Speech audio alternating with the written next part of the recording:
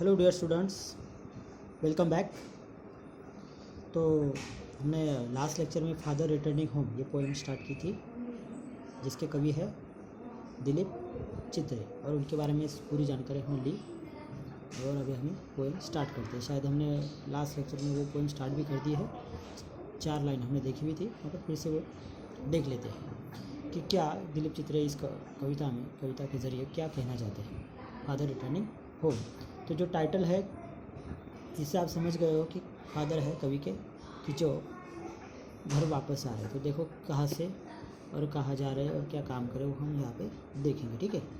तो my father travels on the late evening train. जो कवि के पापा है वो लेट इवनिंग में घर आते हैं ट्रेन से, ठीक है। Travel on the late evening train, कहीं पे जॉब करते हैं और शाम को लेट आते हैं by train. Standing among silent commuters, and as he went somewhere for the purpose of job, he was a regular commuter of train। तो क्या है कि वो जॉब के लिए बाहर जाते हैं तो एक रेगुलर ट्रैवलर है। कम्यूटर मतलब क्या, रेगुलर ट्रैवलर जो होता है, चाहे बस का हो चाहे ट्रेन का हो कोई, और कोई व्हीकल का हो। तो स्टैंडिंग अमंग साइलेंट कम्यूटर्स, कि उसके साथ बहुत सारे और भी इन द येलो लाइट। देखो इस तरह से ये सारे कम्यूटर ही हैं। और वहाँ पे जो शाम को यहाँ पे ट्रेन में लाइट लगी होती है तो उसको उन्होंने कहा है द येलो लाइट, उसी को येलो लाइट कहा है। हाँ, तो देखो क्या कह रहे कवि, स्टैंडिंग अमंग साइलेंट कम्यूटर्स, कि सब के सब कैसे है, साइलेंट है। कि क्या होता है, दिन भर अगर आप काम करो तो शाम को आपकी जो दशा होती है वो कैसी होती है कि आप बहुत थक जाते हो। तो कैसे है, थक चुके हैं, साइलेंट है। हाँ, तो सबब मतलब शहर का जो इलाका होता है ना, शहर का जो आजू बाजू का जो इलाका होता है उसे सबअब्स कहते हैं। तो जैसे आप मुंबई को जाओगे तो मुंबई से जब विरार की ओर आते हो या फिर पालघर या वानगांव की तरफ आते हो तो आप देखते हो कि बहुत सारा सबअब एरिया बीच में आता है। तो उस तरह से ये रेगुलर ट्रैवलर होने की वजह से क्या हो गया है, एक जैसे उनका जो थोड़ा सा मैकेनिकल एटीट्यूड उनका हो गया। मतलब जो स्लाइड वो आजू बाजू में जाती है ट्रेन की, जब ट्रेन चलती है दौड़ती है ट्रेन इस तरह से, तो आजू बाजू जो सब एरिया है कि वो देखते नहीं, क्योंकि उनका वो रेगुलरली वो जाते हैं आते हैं, इसलिए उसका कोई उनको फ़र्क नहीं पड़ रहा है ऐसे। तो अनसीइंग आइज़, तो वो देखते नहीं है वो। हाँ, उसका जो मज़ा है वो उन्हें नहीं आता, क्योंकि वो हर रोज़ वही नज़ारा क्या देखेंगे उसको। हाँ, इसलिए सब अब स्लाइड पास, तो उस तरह से वो एरिया पास हो जाता है हिज अनसीइंग आइज, कि वो लोग देखते नहीं है कि रोज़मर्रा ज़िंदगी है इसलिए। तो his shirt and pants soggy and his black raincoat, देखो शर्ट पैंट सॉगी क्यों है वो देखते हैं आगे। स्टेन विथ मड, हाँ stain with mud, and his bag stuff with books is falling apart, his eyes dim by age fade homeward through the humid monsoon night. देखो अभी जो दिन चल रहे हो वहाँ पे बरसात के दिन है। हाँ, मानसून मतलब क्या, बरसात के दिन है, और बरसात के दिन के वजह से क्या हो रहा है, इसकी शर्ट्स एंड पैंट्स, उसका शर्ट जो है और उसकी जो पैंट है आर सॉगी, कैसे वेट है। हाँ, पानी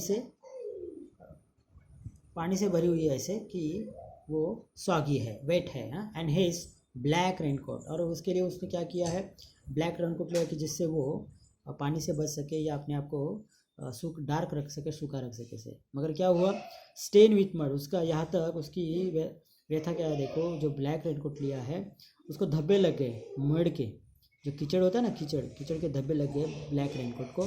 एंड हिज बैग, और जो बैग है उसके बैग पे जो बैग है स्टफ विथ बुक्स, बहुत सारे बुक्स है स्टफ भरे हुए।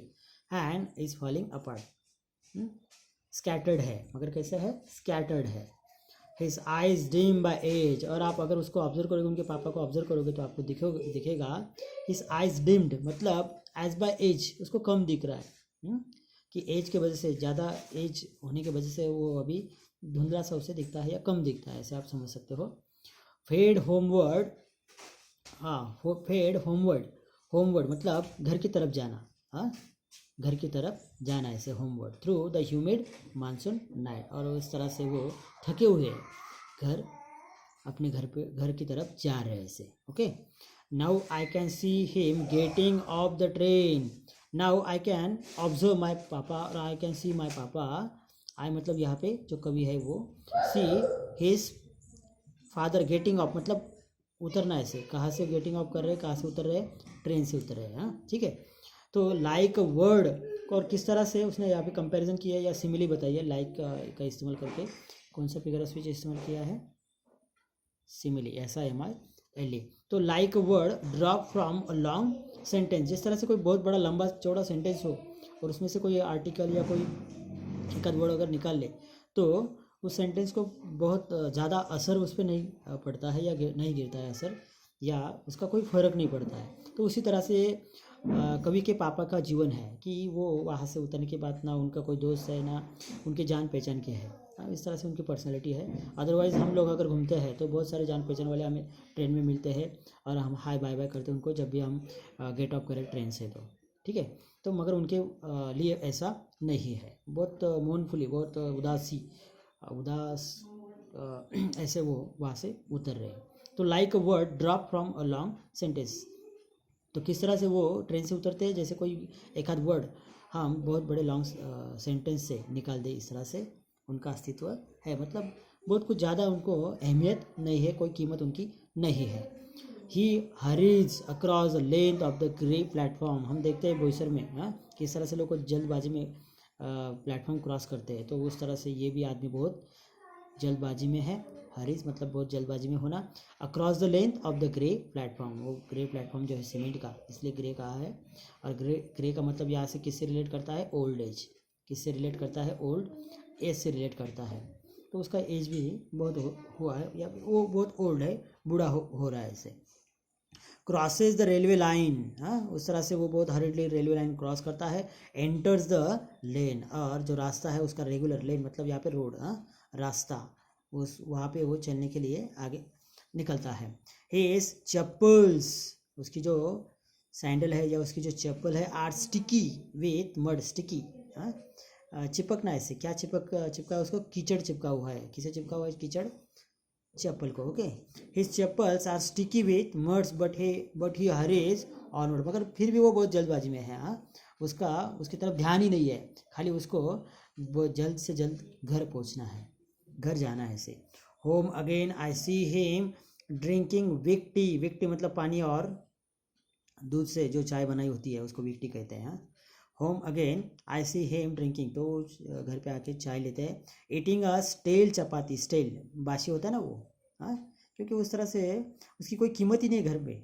Eating a stale chapati, reading a book, और अपने आप को किताब में एंगेज कर देते हैं और किताब पढ़ने लग जाते हैं। बाकी का जो रिमेनिंग है वो हम नेक्स्ट लेक्चर में देखेंगे। Okay, thank you.